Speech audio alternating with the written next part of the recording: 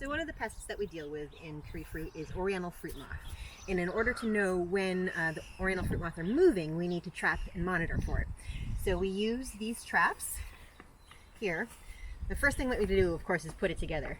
So we're going to fold it together like this, and then we have our little metal piece here, and we slide it through the holes here on the top. And what this top does is it stops the sticky insert that we're going to use for actually trapping the insect with from getting wet and goopy, and it gets really gross otherwise. So there's this piece here, then you take each end, and you're going to pop those shut.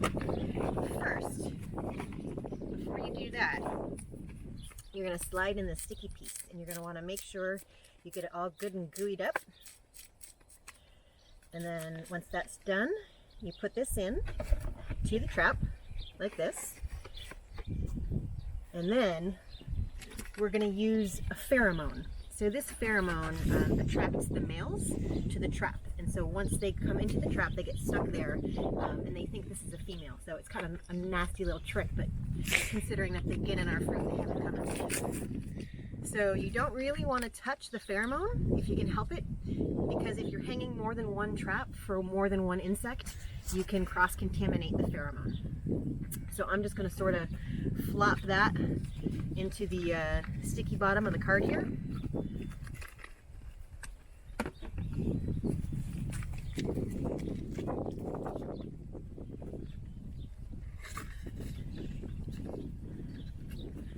There it goes, it's in the sticky part of the bottom there on the trap. And then I'm going to close up this trap.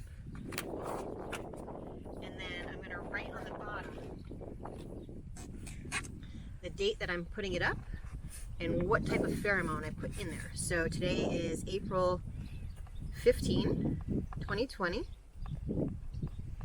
and we put in an Oriental fruit moth pheromone.